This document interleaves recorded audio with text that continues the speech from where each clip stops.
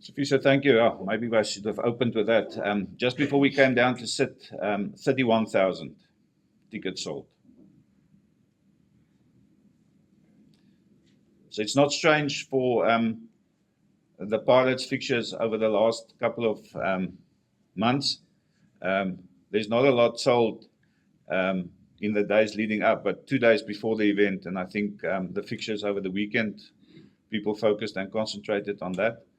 So we expect at least a crowd of 60,000 at least.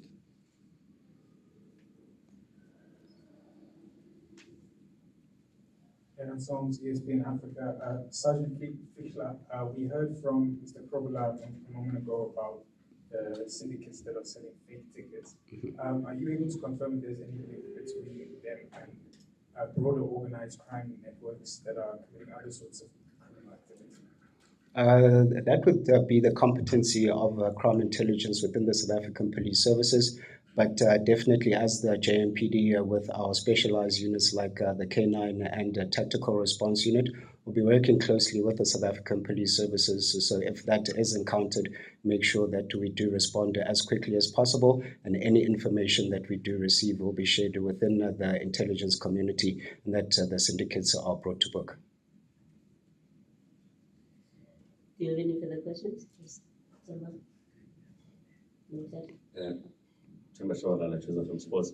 But this one comes to you. I mean, most of the concerns and the complaints is about the beverages that are not allowed into the stadium, because you find that snacks, are not allowed into stadiums, and you find people will be concerned about on such a big match. I mean, people would buy the packet of snack outside, but you find that the kid cannot take it inside.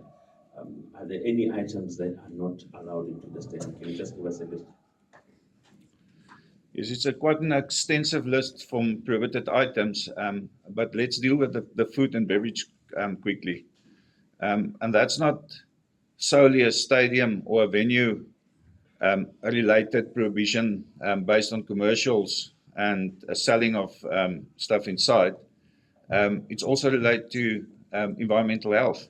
And we've all seen over the last couple of months the issues we've had with food poisoning, and I've heard in a meeting with environmental health the other day, it's actually not food poisoning, it's chemical poisoning that occurs.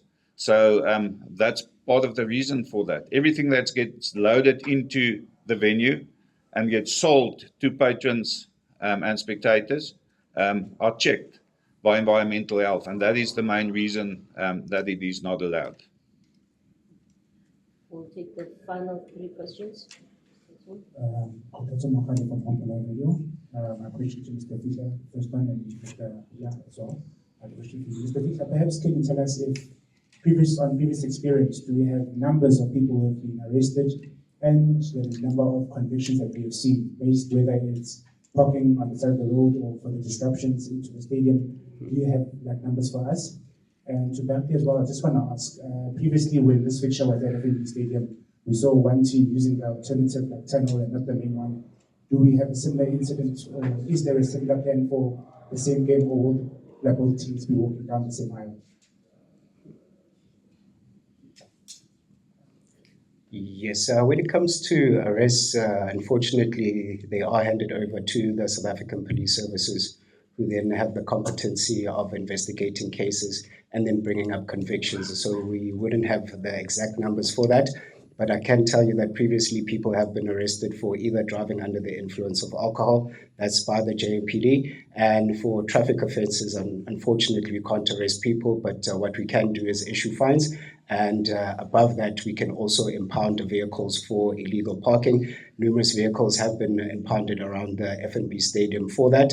And secondly, it is a warning that if you do park your vehicles in a non-secure area, then the vehicle might be impounded or then be vandalized or damaged. So that's why it is important for people to be parking at places which are secured and which are designated for parking. Thank you. Before I respond to your question, I would just want to link on to the answer given here. And I hope this question gets asked not related to traffic as such, but to other offences in terms of SASRIA at each and every press conference. I don't know of one conviction in all the time I've been at stadium management for contravention of SASRIA. And if we don't start doing that, there's no deterrent. If a pitch invader gets a rap on the knuckles on the Monday that he was just having fun, fake ticket sellers doesn't get exposed, we're going to sit with this problem forever. And I think as media, you've got the power to ask those questions. As far as your question to me is concerned, you want to get me into trouble now. That is a matter between the clubs, but I can confirm that the clubs with Kaizer Chiefs that's also involved in this reached an agreement, and the change rooms closer to the tunnel will be used and not an alternative change room.